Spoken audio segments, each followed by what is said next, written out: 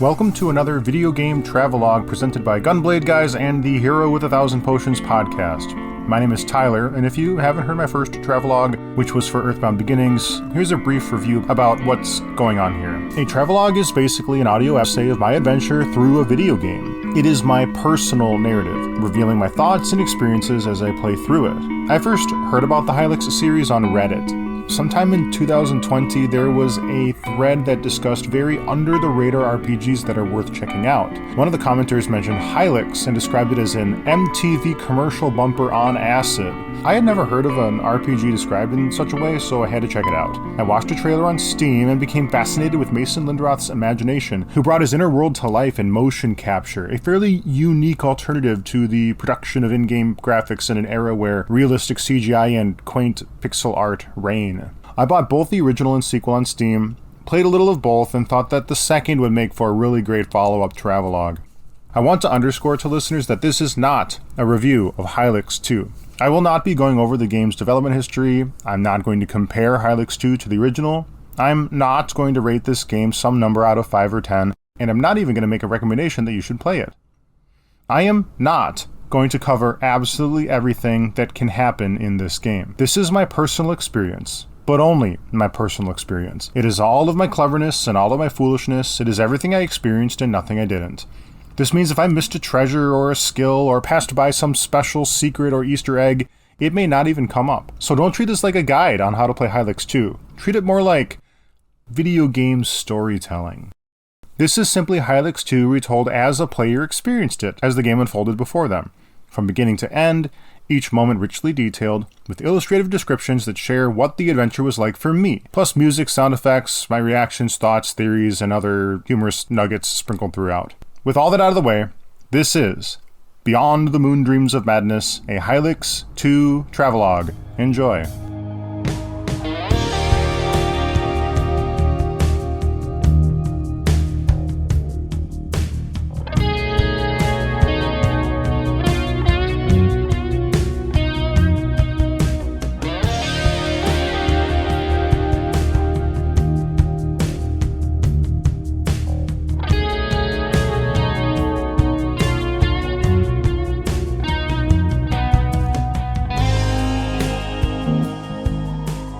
When the game loads, several gloved hands emerge from the bottom of a black screen.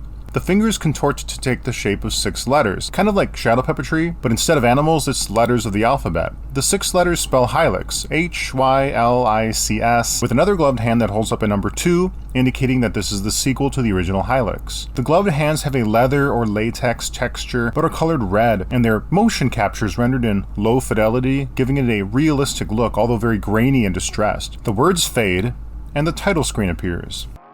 It's a barren landscape, like a desert from a Salvador Dali painting. Discordant electric guitar plays. There are a few sparse shrubs marking the ground, and the night sky has a sprinkle of stars above. But the eye immediately goes to 3 grotesque claymation creatures that dance and wriggle in place. One is a leggy, fleshy humanoid with spindly arms and legs, a tall, narrow head with no recognizable facial features, and wears a strapless black and white pinstriped suit coat or dress. Another is a floating eyeball monster colored bluish-gray with several small tentacles dangling from a protective fleshy carapace covering the eyeball. The third creature is less menacing. It crawls in the sand, an alien-like grub with a blue torso, yellow tail, yellow millipede-like legs, and a yellow head with 2 horns that make the head take the shape of an upward-turned crescent moon. There are 2 pink donuts on the ground. The one in the foreground is small and circular, and the one in the back is wider. The gloved hands we saw a minute ago re-emerge from the wider donut and spell out Hylics, and the smaller donut has the gloved hand holding the number 2. The hands from the splash screen were frozen images, but here the title screen they're animated,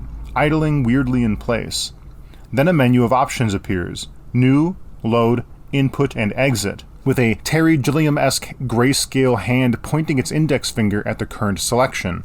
I select New. The screen goes black and an obscure mask or something like that made of strips of Laffy Taffy zoom into focus. The strips immediately peel back to reveal a figure made of white coils, like a mummy made of tightly wound landline telephone cord. This figure then opens in the center and a yellow-green seed floats out of it. It transforms into the yellow sand bug I saw from the title screen. Yellow crescent moon-shaped head, dark blue body, yellow tentacle legs, and yellow tail. The telephone cord mummy disappears. We zoom up to the animal as it wriggles stage right. It pauses to press its head down into the darkness, and its blue body expands and contracts as if it is consuming something on the ground. We zoom to the creature's head so hard that the screen goes completely yellow. This abstract bizarreness cuts to a bedroom. Or it looks like a bedroom. There's a humanoid here with a yellow crescent moon-shaped head lying face down in the bed. It's dressed neck to toe in black leather. It lies in a pink bed with a pink sheet, half of which is slipped off the side and spread out on the ground. Nearby there is a yellow desk, green desk chair, and a silver mirror. On one wall there is a massive abstract painting and a single strand of cherry-colored pull-and-peel licorice candy on the floor, although it is as large as a snake. I take control of this moon-headed creature. Pressing some buttons on my controller, I can see he, or it, can jump. When it jumps, it pulls its arms and legs together and tips its chin upwards. Another action it can take is slipping off his left glove and slapping it into the air in front of him, like he's a Victorian man of means challenging someone to a duel. I open up the menu. The name Wayne appears next to a close-up of the thing's yellow moon-shaped head alongside 3 stats: Flesh, 60 out of 60, Will, 60 out of 60, and Power, 13. I can see Flesh is like health, Will is like magic points, and Power I assume is something like attack power. I estimate that this character window has enough space to fit 3 more characters. On the menu's left side is a series of selections: things, garbs, gestures, save, load, exit, and options. Things is my inventory. This creature named Wayne is holding a mini crystal, which can be used to teleport Wayne to a prior spawn point. Garbs looks like equipment. Wayne has 2 equipment slots, glove and accessory, both of which are empty. Gestures looks a lot like skills. Wayne has 2 of them already. Dissolution, which the tooltip says inflicts the eponymous status on a target, reducing its power by 20% and damaging flesh over time for 3 turns at the cost of 20 will. The second skill is called Perish, which when used, you proceed immediately to the afterlife. This sounds like a one-way ticket to the game over, kid. When I check the mirror, I am able to change my appearance. This changes Wayne's suit to a dark blue jumpsuit with matching knee-high boots and a shawl that blows gently in the wind, but I like the black leather better, so I keep the original outfit. In the room nearby, there are 2 white mollusks or mobile organs on the ground. They're crawling around on the floor, and there's one of those Wayne larva things here too. A 2-tone yellow and blue poster of a Ron Perlman-like face adorns a wall, and a melting cube of metal rests below it like as if it were an entertainment center. The desk chair moves around when I push it, so I push into the other room, and I don't know what I'm doing here. I approach one of those Wayne larvas, and when I select it, Wayne pets the Wayne larva on the head like a puppy dog. There's a floating silver coin atop another melting cube. I jump and I catch it. In my menu, my currency, called Bones, is increased from 0 to 1. I descend a nearby staircase and find 2 identical Waynes watching a retro-adjacent TV made of pink clay. No, not Wayne larva, full-grown, leather-bound Waynes. Like me. One is floating magically, and the other is sitting with his head turned down and his knees pulled inward. The TV is displaying swells of blue slashes against a white background. The floating Wayne says TVs bestow knowledge of gestures. The sitting Wayne says back when the accretion hit, the strongest gesture was buried. I check the TV. The scene melts away and the TV zooms into focus. Black gloved hands appear before the TV, like as if in a first-person view. The hands idle in outstretched anticipation as an array of white clay strips emerges from the screen. The strips peel away, revealing an enormous kidney bean stratified with white and black layers. The layers divide in half as they peel away from each other, rejoin, spread out into 2 mismatched rows, and disappear. Following all of that, a prompt appears. I learned Poromer Bleb. That's P-O-R-O-M-E-R space B-L-E-B. All of this imagery is the animation of the gesture when used in battle, but the sound effects for when we learn any gesture from a TV is always this. But going forward, every time I describe a freshly learned gesture, I'm going to play its in-battle sound effects in its place. So here's Poromer Bleb. I check the gestures list, and yes, those words are in the skill list now. The tooltip says it restores a third of flesh and grants defend status. Paromer Bleb is a heal spell, and I don't understand why. I leave the house and emerge into the training grounds. There are at least 15 identical adult Waynes here. 8 of them are practicing jumping with a drill leader. Another 2 are practicing their glove slaps against dummies. 4 are practicing tumbling, which is not an action I have yet taken myself. One slapping Wayne says if you slap to initiate combat, you will get some bonus will. The other says, quote, Old Wayne has a task for me, and he's up at the top of the house. When I slap the spare dummy, it shudders in place.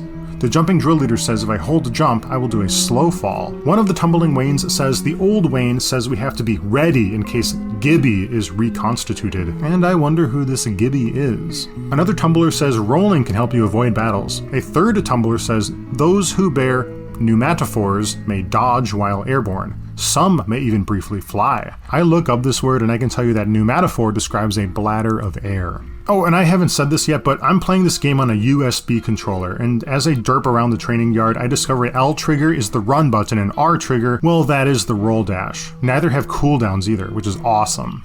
The environment of the training grounds is difficult to describe. I feel like I'm walking around in a painting. My impression is that the ground is like sand, but what I'm really seeing is simply brushes of black and yellow against an abstractly textured background of periwinkle with trace accents of mustard and pink. I circumnavigate the house from the outside. It has 3 levels, each of which are tiered with meandering, wandering, rounded edges. To one side is an oddly shaped ramp that looks like an elephant's trunk, and it grants me access to the second level without having to go inside.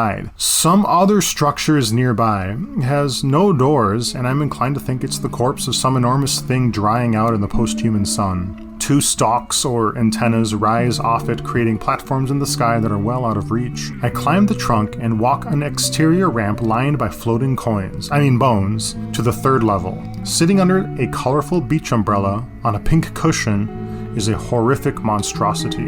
It is an enormous Wayne larva. Horns and all, it seems about 20 feet tall. Instead of a human's face, it has 2 rows of vacant black holes in the saddle of its moon-shaped head. Instead of coming to an end in points, the ends of this thing's horns come to a set of yet more yellow moons. It has big, puffy, yellow lips. It has a cloak of dark blue like the larvae do, but this one wears it like a ragged robe. Its tail ticks and squirms off to the side.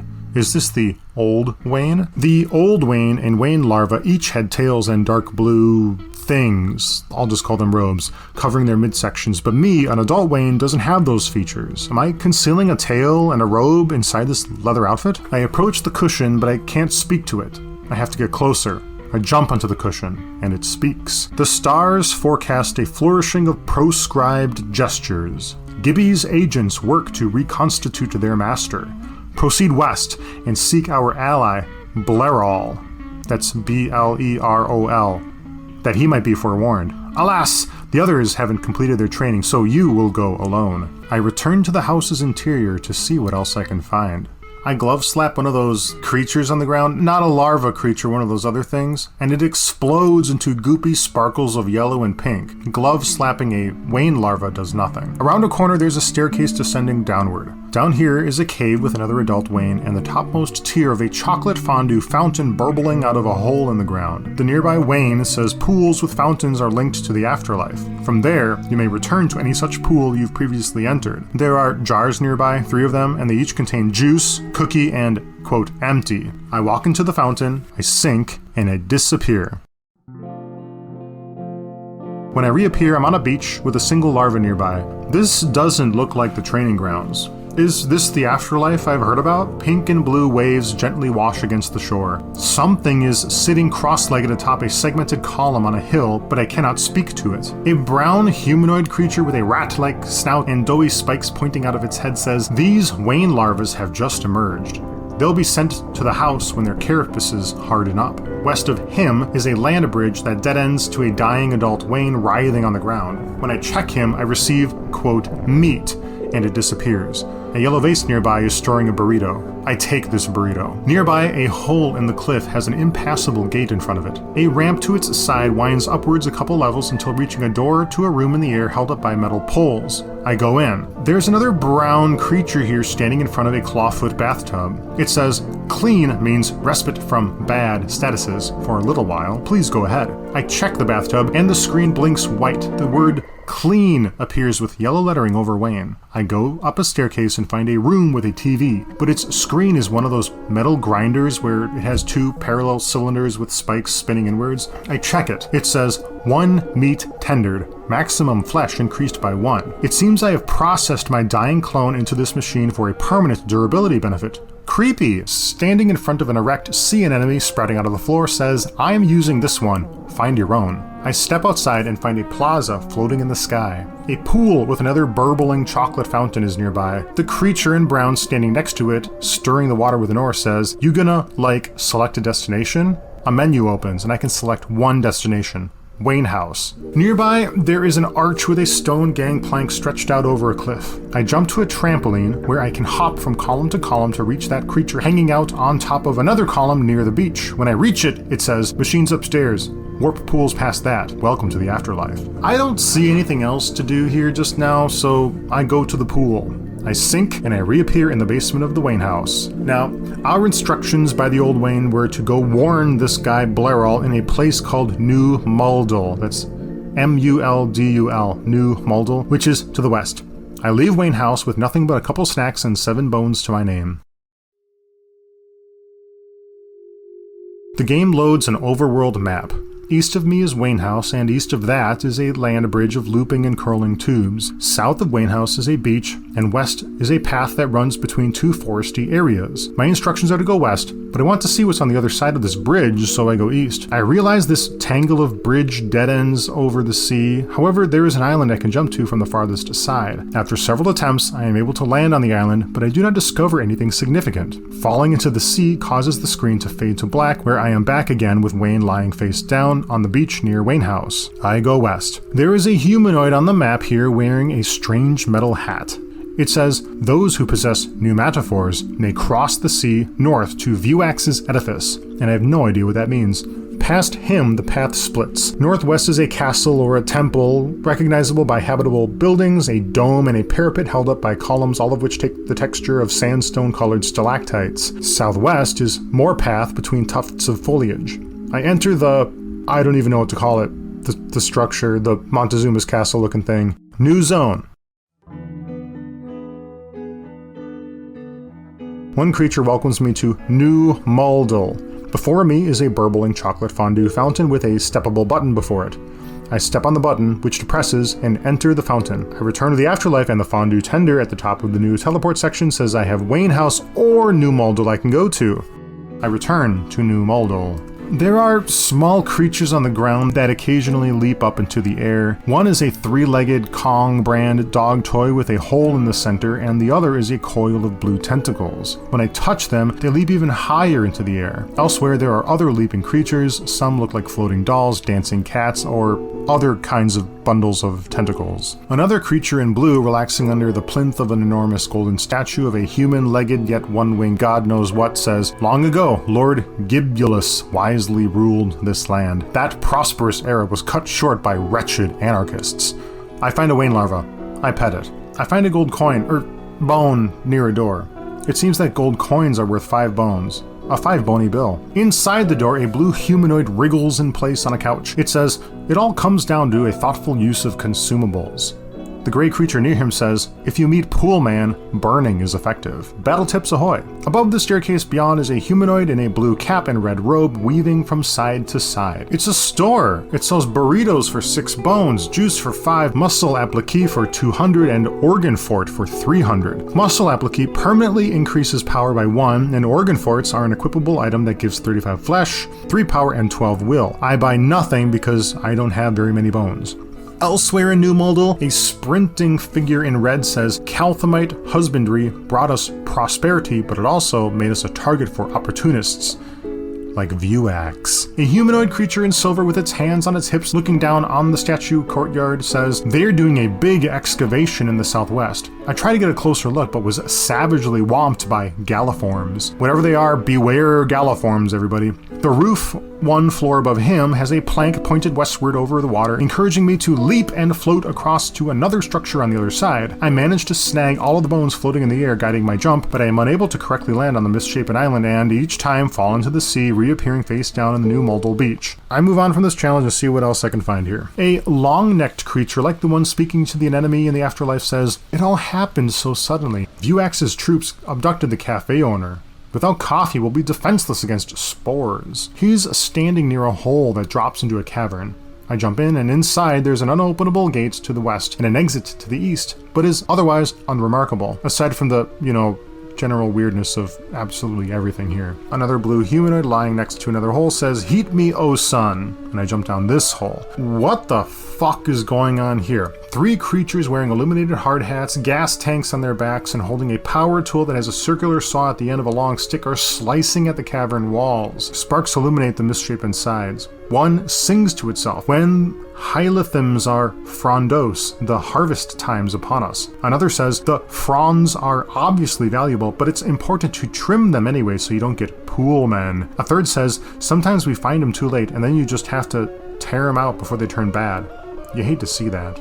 We seem to be very weary of pool men. Nearby is a box holding 2 hot pepper tentacle-shaped vegetables. These might be the fronds they were speaking of. And now that I look at the cavern, each saw man is sawing at an organic-looking tentacle sprouting from the otherwise stony stalactite columns. Or maybe these weren't columns at all. Maybe they're roots of some kind. I follow a power cord on the ground to another 2 saw men. One clarifies that Hylics are Hylim-rich cave formations and asks how I'm just hearing about them now. Another suggests Hylics are at the foundation of their economy. Finding a rich vein translates to lots of bones. Beyond them is another impassable gate, or maybe I'm on the other side of the one I saw earlier. It is difficult to tell. I follow the cord to the other direction, which ends in a power switch. I hop on the switch, turning something off elsewhere. As I type my notes, a brown figure charges at Wayne and a fight breaks out. We switch to a battle screen. 2 enemies draw near, a cave Siniste and a Tyro. This battle screen looks an awful lot like an Earthbound battle screen where there's some strange hallucinogenic background imagery going on while the creatures are in the foreground. And we don't actually see our heroes in the foreground. We just see an image of their face and their stats below that. So these monsters, the cave Siniste is a humanoid whose stretchy torso shimmers blue and yellow, has a face like the cap to a Greek temple column, plus a yellow Las Vegas showgirl feather headdress complete with red skin-tight boots. The Tyro is an unsettling shamble of green fur and a big, fleshy, human-like eye with 4 pink teeth-like pseudopods dangling below it. Wayne's face sparkles in the lower left corner. Side note here, I will learn later that this sparkling is because he has the clean status effect, which gives resistance to negative status effects. My battle options are snap, gesture, thing, and brace. I assume these translate to attack, abilities, items, and defend. I snap the Tyro. Wayne's black leather glove appears before the creature, snaps its fingers, and deals damage to the creature. Dealing damage reveals the creature's current and max health. It has 27 health from a maximum of 40, but the 2 creatures deal almost half my health during their own turns. I turn up the heat and gesture Dissolution to the Tyro. Then the Tyro charges an ability, and when it completes its charge, a black telephone rings in front of it, and then the phone disappears. A third creature has joined the battle. He has, quote, called for help, I can see. This new creature is a Silimvog, Silimvog. It is a wiry silver candelabra sea angel dancing in place. The Dissolution did good damage to the Tyro, but it only has 7 health left. I know that Dissolution does damage over time, so I target the Silimvog next, snapping at it. The Silimvog immediately restores its health, and the cave Siniste wears me down to a quarter health. The cave Siniste knifes me again, complete with a realistic mocapped knife spinning in my direction for its animation. I eat a cookie to restore health, and that reveals a mocapped buttery British style biscuit on the field that restores 40 health, but the 2 creatures wear me down to 23 health. I drink the juice, which reveals a mocapped juice box with a straw that Wayne consumes and then crushes with his gloved fist. But wait, that doesn't restore my health. It restores will. Big mistake. Another 2 attacks, one of which was another knife, consumes all of my flesh. Wayne is slain. Oh, it's you again. Oh, Tyler, how I missed you. Oh, hello, game over kid who magically shows up to bully me every time I get a game over. Did I just see you game over on the first fight you got into? Yeah? What's the matter with you? I'm learning what these enemies do. There's no tutorial and I don't have any party members. Lies and excuses much? Okay, I've gotta go. I have to monitor Nate's World of Warcraft raid. What's wrong with the raid? There's not enough time to say right now, but it is not looking good. Okay, have fun. Okay, so this is what actually happens when you get a proper game over. The screen goes black, and then a picture of Wayne looking up in despair fills the screen, then melts away, his yellow skin sloughing off of his body. I'm invited to continue the game if I press accept. I press accept and come to terms with the fact that I have gotten a game over on my first battle. I reappear in the afterlife with all of my flesh and will restored, but the juice and cookie are gone. I return to New Moldal by the chocolate fondue fountain. I choose to avoid the Frond Cave and continue exploring the city.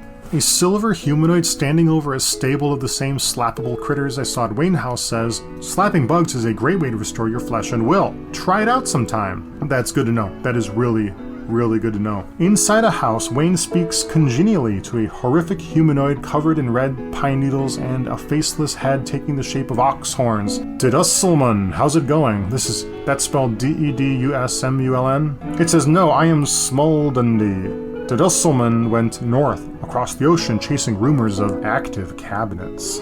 The fuck does that mean? Also in this room are a few floating masses of flesh. I think these things have faces, but the sprite is so abstract it's really hard to tell. One says its meditations have become so practical their bodies have become superfluous. The other says its wife and itself were stranded on the surface when the accretion buried the sage's great ship, called Distharln Moon.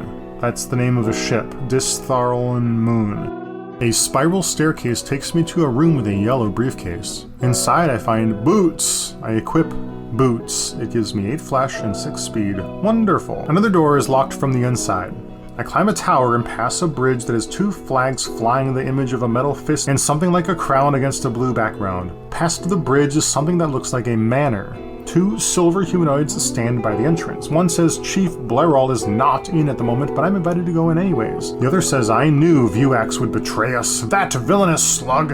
Inside the manor is a blue humanoid with a red knight's helmet, but the helmet has thorns and other strange features springing off of it, and it has upturned corners that sort of look like Wayne's own moon-shaped head. Wayne says, "Sir Pangorma, what brings you to New Moldal?" It responds saying the tri-cushioned chair is vacant and Blerol has been abducted, taken away to Vuax's edifice to the north. Wayne agrees that we must save Blerol. Pangorma has sourced new metaphors for the journey and trusts that I know how to use them. I gain, quote, new metaphor, and Pangorma joins the crew.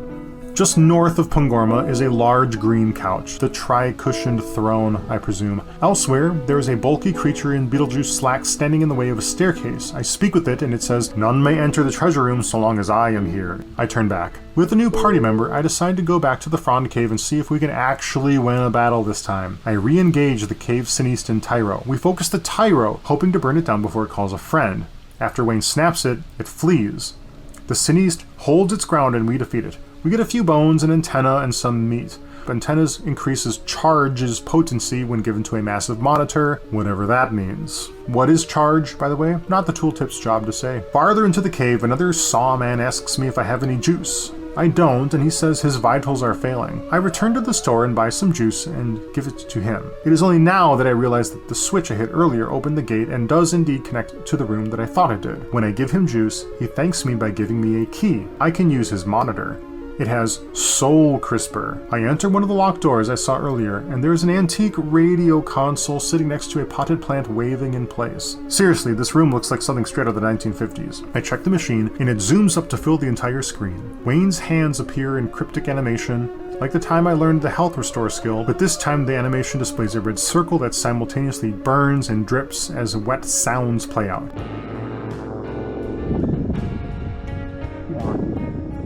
Wayne has learned Soul Crisper. According to the tooltip, targets burn for 2 turns. I practice using my pneumatophore. When I hit dash during a jump, Wayne and the other crew members propel forward headfirst and spin like a sidewinder. This is basically an air dash, increasing your airborne forward momentum by a ton. This must be how you get to that island I was trying to get to earlier near the new Moldal entrance. I try it, and it works! I enter the hole in the island. It's another store. There are a variety of gloves hanging on the wall in a variety of shapes. Long gloves for 19 bones, material mitts for 79, pleather gauge for 170, tendril hand for 350. I buy 2 long gloves because that's all I can afford. Both crew members equip it. A large treasure chest has washed up to the side of the store. I open it and discover a dubious berry, which grants 40 flesh and 40 will at the cost of poisoning oneself.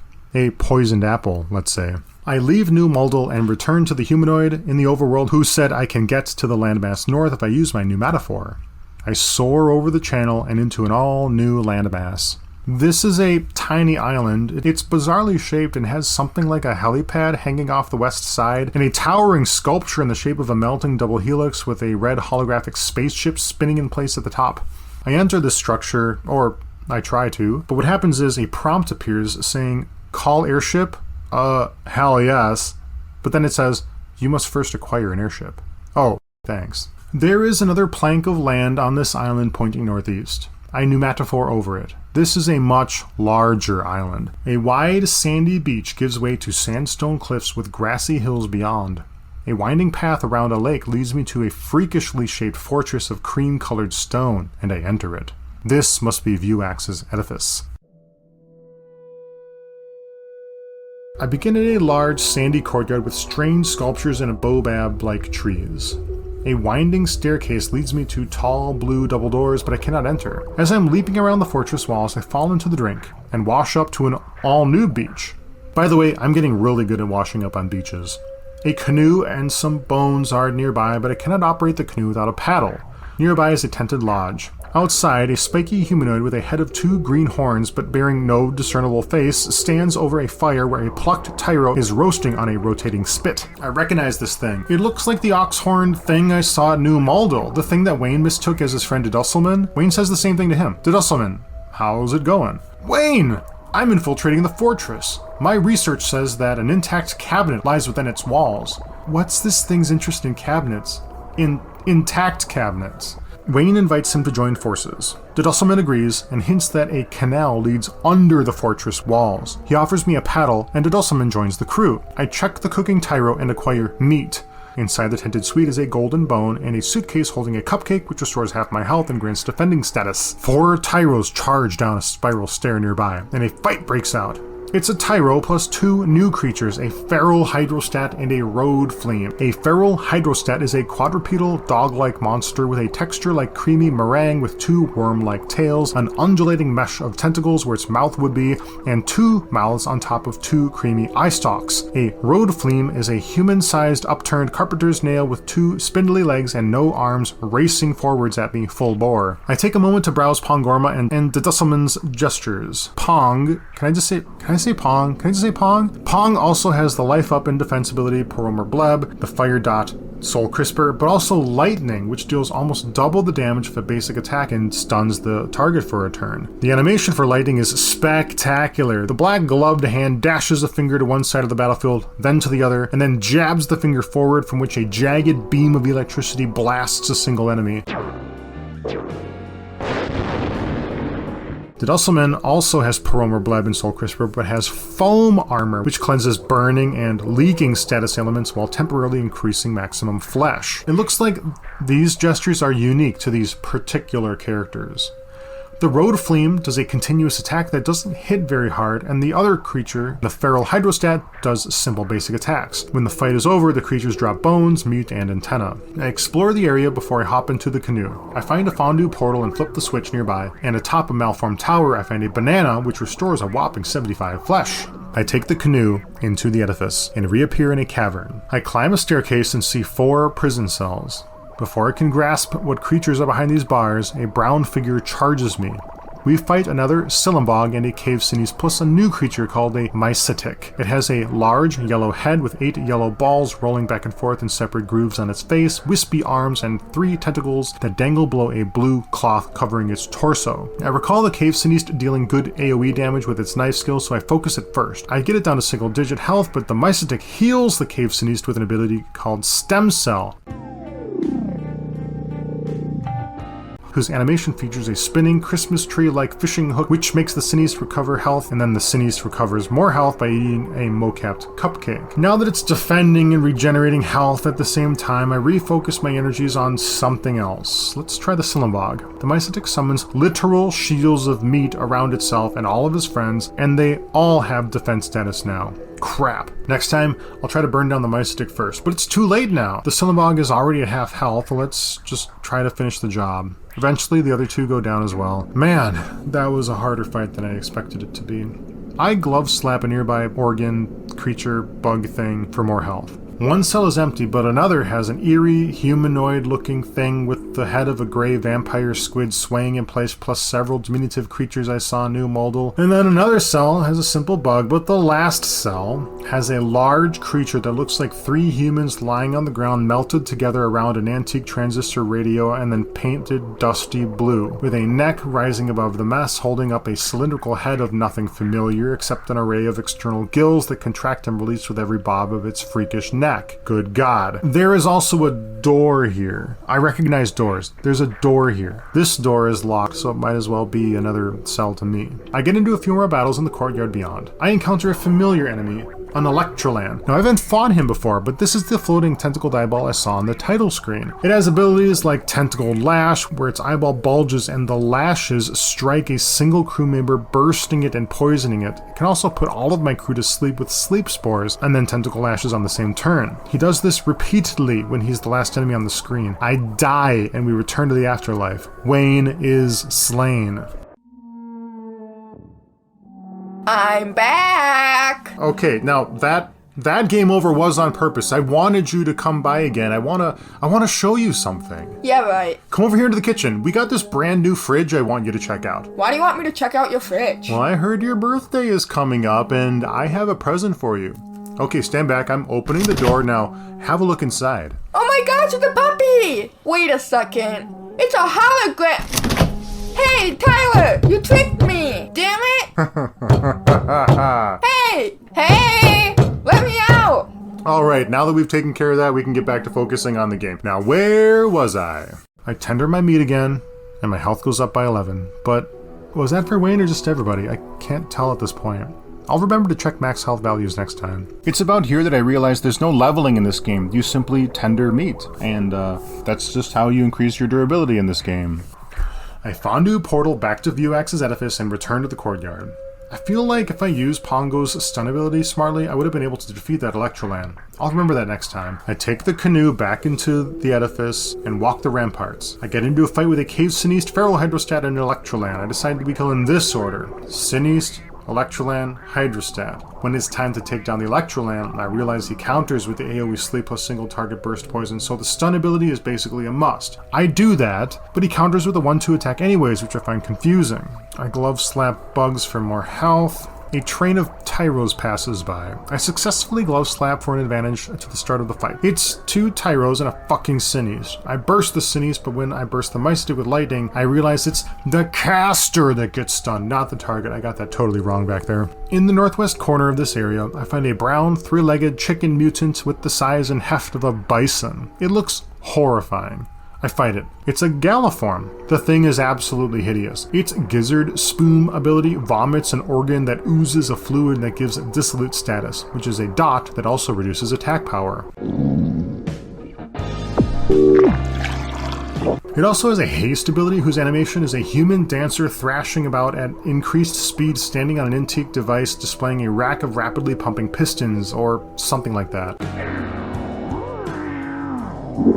Inside a larger structure, there are several consoles impressed into a wall, plus a blue force field protecting a spinning yellow key. I follow a red power cord to a series of dark rooms where the usual hostile creatures await me. There's a floating larva in this battle, but it's called a Warpo. Warpo? W-A-R-P-O. I clean up the other creatures first, and when the Warpo is alone, it explodes and one-hit kills the Dusselman. I check an eerie, Wayne-shaped statue in a dark corner.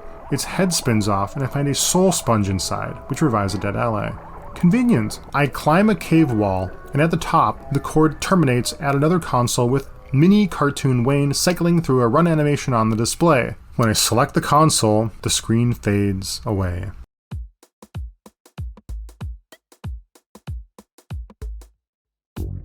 What is going on here? This game has just hopped its genre from isometric RPG adventure to 2D action platformer, and I think this place is called Xeno Arcadia. I personify this smaller, Hollow Knight-esque version of Wayne who can roll, jump, double jump, dash jump, and shoot orange energy beams that can be charged up for a greater energy blast. I try to Goomba stomp the first enemy I see and take damage. I guess I should have blasted it. Silly me. This level feels like an Earthworm Jim level, where the terrain is strangely textured and the walking areas themselves are loosely held together chunks of debris. The background is a cool night sky with wisps of clouds. The music, you guys. The music. This is the best track in the Hylics 2 OST, you guys. Mellow, groovy, sexy. I feel like Queens of the Stone Age are lining up behind Daft Punk and David Bowie to make love to me in the Sea of Tranquility. I advance through the level. Touching the occasional floppy disk saves your progress throughout the stage, and it also saves any bones and items you've earned as well. An animated vase spews creatures that charge me, so I destroy the vase. A horned, dwarfish thing shooting dangerous waves of red energy will turn into a temporary platform when damaged. Winged uteruses dive bomb me from the sky. A red plecostomus with a knife in its back skulks around on the ground. A squid clinging to the top of a pyramid of trash fires needles with wings at me. This is an extremely hazardous zone, never mind the instant death spikes and lava beds. Good God, a jumping, galloping, zebra-striped nightmare chaotically bounds around in a large area that I've got to avoid. That's a truculent, right? When you get hit while jumping in the air, you are stunned for an eternity. There's almost no chance for a mid-fall correction in this stage. It's frustrating. I die, don't tell Game Over Girl, but I die 25 times on this stage before switching to easy mode. I'm counting still. 25 times? 25 game overs? Ugh! Is this chaotic nonsense a challenge? Yes. Does it wear out its welcome and become a chore as fast as you can say, I found a warm burrito in a toilet? Yes. After an agonizing jumping section, I step onto a large, fat button in which a Terry Gilliam flying machine separates from the rest of the terrain and glides me forward through the night sky. It leads me to a Wayne head-shaped tower where a fleshy wrench is waiting for me. I walked to it, and Cartoon Wayne presses into it, gets wrapped up into its bands of blue, and the tower takes off into the atmosphere like a rocket, propelled by rows of spinning blue and pink tendrils. This is the end of the platforming stage.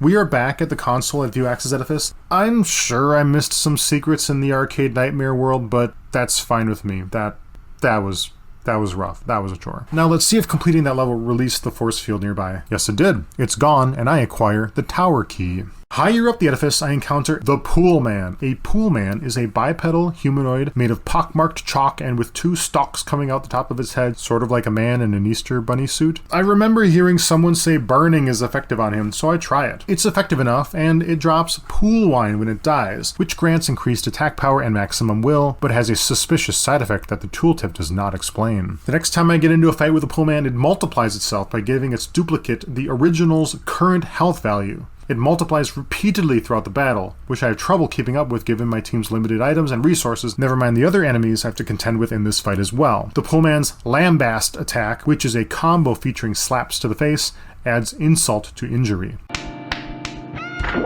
Soon enough, I am overwhelmed and we get a game over. Wayne is slain. Hello? This isn't fair. You're cheating. You don't get the game over without getting punished. Back in the afterlife, I tender my meat and earn 20 more max health. That should make a big difference, but let's see. 2 battles later, in the same area, I die again. Wayne is slain. Are you getting the game over without me?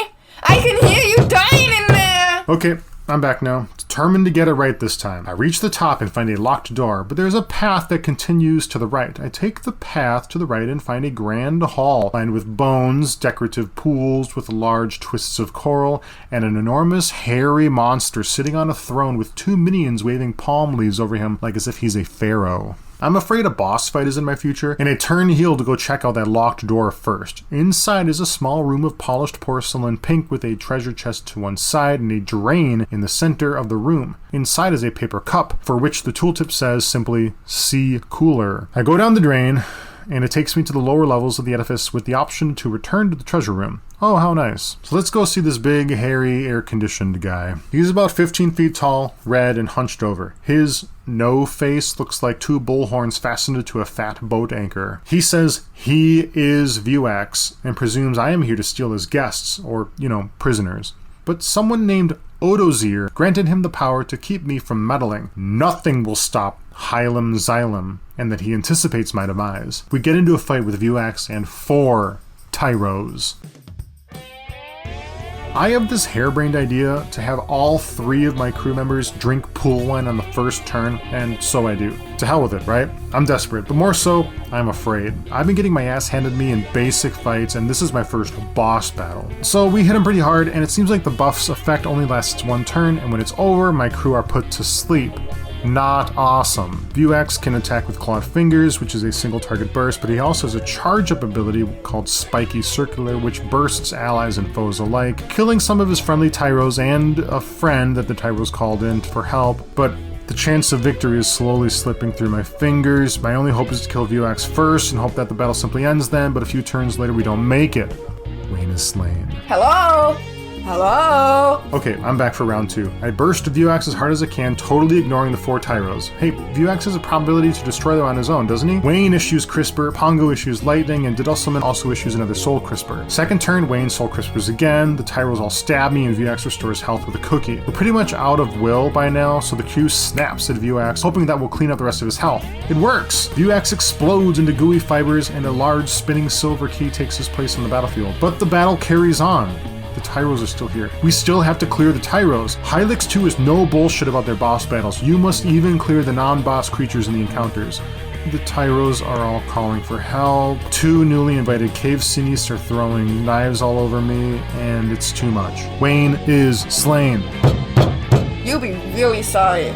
You'll really be sorry when I get out of here. Round 3. We do a 1-turn dissolution on Vuax, which is a dot and damage reduction, and then the other 2 burst a Tyro right away. Okay, there's only 3 Tyros to contend with now. Vuax does a turn 2 charge up, so since I know that Spiky Radius is coming, I chip at the other 3 Tyros' health as a means to nudge them to getting destroyed by Vuax's friendly fire. But one of the Tyros sees this coming and flees the battle. The Spiky Radius kills the 3rd and the 4th Tyros and leaves the rest of my party with half health. He's at 135 out of 180, so let's snap his ass. We drill his health to just 6 left when he Spiky Radiuses again, but we've recovered enough health in recent turns to endure it. Wayne gets a final snap on him, and Vuax perishes. We're showered in bones, cookies, mute, muscle applique, and 2 jail keys. When we return to the map, the throne is empty. So let's go to the dungeon. I used 1 jail key on the door before the big button. I jump on the button, and all other jail doors open. The more normal-looking humanoid, which is a joke to say, says they want to execute a Hylics Xylem with special gestures, then invites me to visit his shop next time around, then vanishes. I do not know where his shop is located, or if I will ever recognize him again, due to the pea soup fog of weirdness I am barely walking through in this game. I talk to the grotesque, everything melted together monstrosity. It says its name is Blerol, Magnate of New Moldal. What brings me to his humble abode? Wayne lies to him and says he and his crew have convinced Vuax to commute his sentence. Blerol thanks me, invites me to visit his throne room in New Moldal, and disappears. I cast Perish as a means to get to New Moldal as fast as possible through the Fondue teleport in the afterlife. Wait, that's a battle-only skill, so I didn't actually do that. Awesome. Future Tyler is not present to tap current Tyler on the shoulder and point to the tiny crystal among his things. In spite of myself, I make it back to New Moldal. I speak to Blerol, lounging on his green, comfortable couch. He says, a new crisis is upon us. When the tyrant Gibby was defeated, I presume these are the events that took place in the original Hylics, a remnant remained. We call it the Gibulet and we possess it. I take it that that means Blairal has the Gibulet and has locked it in a vault. But agents of Odozir coerced us to provide the location of the vault, and they are now at work to unseal it. He hands me the dock key, and I can use it to access an airship which will take me to the Gibulet's location on the island of Foglast to the south. The scene cuts away to chaotic music and evil hands working to open a twisted vault, which reveals a golden sarcophagus. The sarcophagus rises out of a hole in the ground and floats above a barren wasteland where a horde of frenzied cultists, acolytes, I don't know, are ecstatic at their newfound treasure. Back in New Moldal, I feel compelled to seek out this shopkeep that I freed, but I find the gate to the dock first. I unlock it with the key and ascend a tower. Shopkeeps can wait. Let's find the airship. Wow, this is cool. We're back in the overworld now, and I'm flying an airship. The music is watery jazz with delicate, thrumming guitar chords and muted, sexy bass. This song sounds like a bump of Special K on the French Riviera. The airship is shaped like a jet fighter carved out of gummy bear sandstone, propelled by 3 rocket engines throwing red and white energy trails behind it. Wayne is visible on the airship. I mean, he sits on top of the large contraption. There is no cockpit that I can see. We are at liberty to cruise around the world map as we please. After a minute of cruising, you can see all the land masses, sometimes a lonely spit of land, others a theme park of sandy yellow beaches, desolate highlands, tufts of green forests, and spires of twisting earth taking the most unusual shapes imaginable. But as you fly above this timeless ocean, you develop an unsettling sense of place in this post-human world. It is a strange, familiar unfamiliarness. It is the uncanny valley of planet Earth. From here, I can see the Wayne House and New Moldal on one landmass, the airship Port Island between that landmass and Vuax's domain, but there are plenty other islands. One is a bunker with an enormous TV antenna built atop a hill. Another is an archipelago, 4 islands in a row, almost certainly a pneumatophore parkour course. A 3-fingered claw atop a birch bark tower is bounding balls of yellow energy somewhere in the distance. I chase these energy balls. The balls are pouring into an identical clawed tower inside a blue sphere, perhaps a half-mile in diameter. A force field for which there is a structure inside that I cannot see very well, and the airship cannot penetrate this force field. In another corner is the final landmass, for which 3 villages or fortresses or habitations, I don't even know. The habitation at the deepest part of the island has 3 clawed towers as well, and the center is also firing yellow energy across the ocean. I follow its trajectory across the ocean. It goes to another clawed tower rising up out of the sea, identical to the first one I saw. I return to New Moldal, talk to Blairal again, and he hints that there is a force field I have to deactivate to get to Foglast, and gives me 100 bones for the trouble. I think I've been saying Deduzmeln's name wrong. I think it's just Deduzmeln, so I'm going to try that going forward. Deduzmeln. I visit the glove shop. I can buy the most powerful glove available, the Tendril Hand, and one of the second most powerful gloves, the Pleather Gauge. The Tendril Hand offers a well-rounded 12 power, 12 speed, 12 flesh, and the Tendril Hand has simply 18 power. It is only now that I discovered Deduzmeln has no items equipped whatsoever, and Pongorma has only a weapon, no accessory. Wayne gets the Pleather Gauge, and Deduzmeln, who has the lowest amount of will, gets the Tendril Hand as a means to make up for having the least will of the crew. I find the shopkeeper I've recovered in Vuax's edifice, but I don't feel like buying any juice and similar from them. I put on the Messel Applique onto Deduzmeln too, which increases power permanently. Finally, I take New Moldal's fondue portal to the afterlife where I tender my meat. Okay, let's go find a way to take down that force field.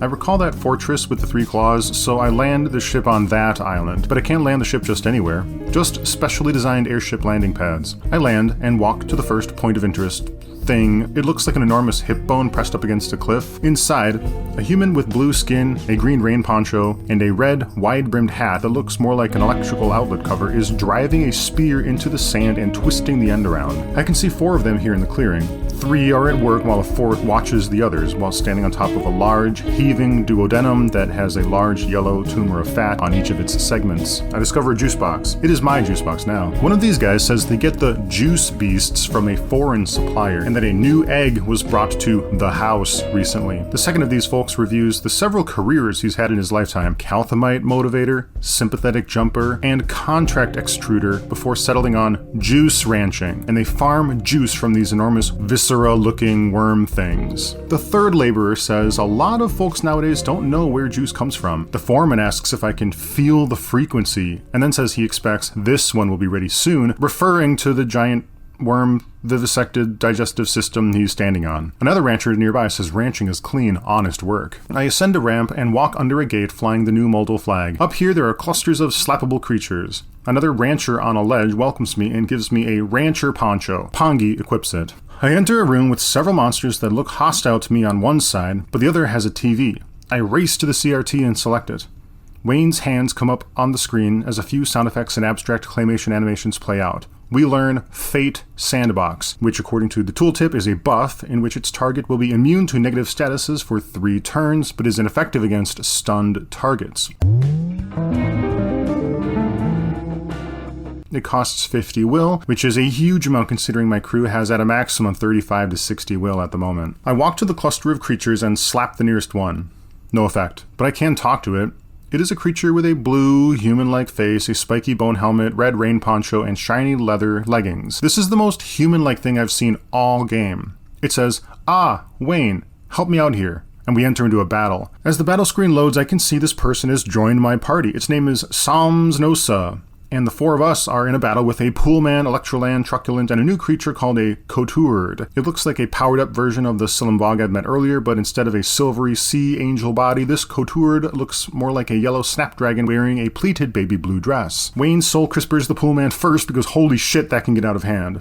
Samsnos is up next. I check out his or her gestures. They're about the same as the others, except I think it is a she, so I'm just going to say she. Except she has a new one I haven't seen before, Wave Artifice. Wave Artifice is Samsnos' unique gesture. It is an AoE spell doing 80% normal damage to all opponents, but if charged, how do you charge, I don't know, it deals another 2 attacks to random enemies for 50 will. Fuck it, let's use it. 2 gloved hands make gentle wave motions and waves of water strike all enemies.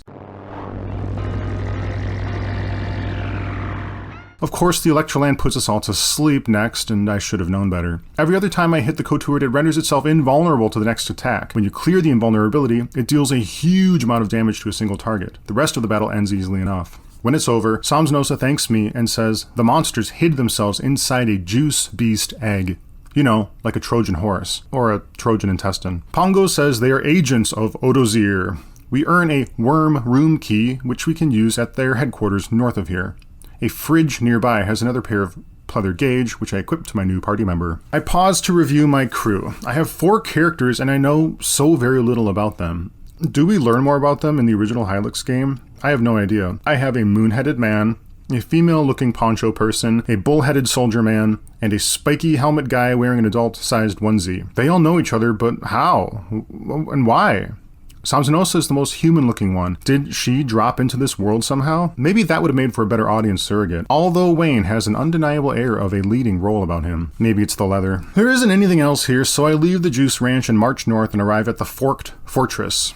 There's a fondue well nearby. I step on the button next to it, registering it to the Afterlife Fondue Charon. This first area is a desolate clearing with nothing else nearby besides a winding stair leading to a locked door, tall and painted blue. I use the worm room key on it and the door opens. I return to the afterlife via the fondue portal, restore flesh and will, tender a little meat, and return. According to the Fondue Charon, this new destination is called Shield Facility. I sink into the muck and reappear there. The facility's first room is an empty room of tan putty floor. My first fight is with a leggy truculent and the dog-like feral hydrostat. Less than 2 rounds of snaps later, we destroy them all. I descend a red ladder and observe a pool man monitoring a grotesque fish inside a large test tube or aquarium or artificial womb that takes the shape of an ocarina. I slap this asshole for an advantage and fight a pool man, truculent, and a new foe called Post Dog. It is a very post-canine, more like a bone-white, 4-legged gargoyle with a Dimetrodon sail on its back. The Post Dog hits hard, and attacking it enrages it, increasing its power even more. I check the creature in the tank, and a prompt says the creature clenches furiously. Back away. Back far, far away. A button on the ground nearby opens a door shaped like a sarcophagus. I go in. The music changes to something eerie and uncertain and anxious. I'm surrounded by blackness, save for a brown path snaking northbound. I feel claustrophobic, and like I'm inside of a body, like the final Gygus room in Earthbound. I walk north, and the path kind of comes to life. It reveals more path as we penetrate the darkness. It sort of like unfurls itself, or paints itself just one step ahead of me as I advance forward. I feel like I'm in that dark forest in the latter half of Alice in Wonderland, but it's more than just the path that appears in the paranoid darkness. A red gate sprouts up out of the ground, and I pass through it. Then appears red Corinthian columns, orange undulating misshapen rocks, blue tentacle plants, and dancing bones. Orange sea horrors swim idly in the foreground, giving me the impression that I'm walking along the bottom of a pitch-black ocean. More columns, more rocks, and then a blue staircase. In the next room, the eerie brown path continues to unfold as we weave around more rocks, sea creatures, and blue tentacles. The path becomes increasingly abstract. Originally, it unfolded before me slowly, carefully. Now it races ahead of me to display unusual abstract curves, or another path races in from the side to connect to the path I'm on. The paths get increasingly complicated and entangled, and I enter into a battle. Those sea horrors on the screen are interactable, that is, aggroable. New battle music plays. I find a, quote, hand of Moondreams, a squid, and a Silumvog. The Hand of Moondreams is a quadrupedal monstrosity that walks on 2 human legs and 2 human hands, but whose torso is a mass of red muscle longer than it is wide, with 6 stalks rising upwards, which each end in a 3-fingered claw that have 3 ear bones hovering above them. The arms and legs have metal armor on them, and one of its abilities is called Cranial Gloom, in which a mo-capped glove hand squeezes around a crew member's head and reduces their snapping power. The squid is a blue and red sea angel with 2 pink tentacles flapping at its sides, plus a crown of other small red tentacles around an unrecognizable mound of textures I have trouble calling a face. The squid charges up an attack, but I kill it before it can execute it. I'm feeling increasingly lost in this interminable black underwater forest of winding haunted trails, dead ends, obscure structures, and cul-de-sacs of bones. At least it's easy to know if I've been somewhere before because the path behind me remains unfurled. In a corner to the western end, I find a cave key, and I wonder what it unlocks. In the eastern side, I find a staircase descending downwards. More blackness, more unfolding path, more sea horrors. This room is smaller and packed with bones. In the next room, the paths are crisscrossing one another over and over, almost creating entire rooms in its winding scribbling. I find a fondue warp and activate it, but I don't want to leave just yet. What is the point of this place anyways? Not much farther, I discover another staircase, and in this room the paths are winding forward in grandiose symmetry, like as if I've arrived at a throne room. At the end of this room, an enormous drinking horn spins in place against a background of twinkling stars and ancient red columns. The horn sounds, and a cosmic warthog of DMT doom charges out of the ether. It's boss battle time. This thing has 2 expressive eyes that bulge out of the center of tentacle stalks, has a slathering mouth, yellow rubber cleaning gloves in its cheekbones, wriggling its fingers at me, and 4 spindly claws. Behind its face is its segmented body, like a millipede with countless 3-toed blue legs that propel the monster forward. The top of its head and the top of all of its segments has an array of bulging tentacles or spines. I don't know. I get hedgehog vibes from this thing. It's a mutant warthog hedgehog millipede. Jesus Christ. And its name? Fonthintropine. And it has 480 health. Vuax had, 180? The creature casts a haste ability in which a black glove draws a circle with its upward pointed finger, like the battle system itself is ushering the creature to hurry up. On its next turn, it puts my team to sleep twice and casts 100 kicks twice, which reduce all members to a quarter of their original health. No, that is not a haste ability. It's called Accelerate, and it allows the creature to attack twice in a turn, and it cannot be cleansed. The gang eats burritos, bananas, and cupcakes to restore flesh and will. It attacks 4 times in a row, again. It also has a single target attack that deals about 60% of a person's health. This is too much damage. Wayne is slain. Hello? Hello? Hey, how about you relax for a bit while I try to finish this game? I'm not letting you out until I do. Afterlife, tender meat, fondue portal to this new area, which the fondue tender says is the worm pod. This is the worm pod. This winding forest of blackness, it's called a worm pod. Could have fooled me. New strategy for Fontentropine. Go hard on this guy from the beginning. No defending, not even when the layers of AoE damage come in. Burst him down before he can burst me down. It accelerates again, puts my team to sleep twice again, but he doesn't issue the 100 kicks a second time. The strategy works. Fontentropine has been slain Tropine. We cut to the overworld and see the blue force field covering that structure I saw earlier. The blue sphere shimmers and shakes, then bursts into pieces. This place must be accessible now. Foglast, domain of Odozir, the leader of this Gibby resurrection cult. Continued in part 2.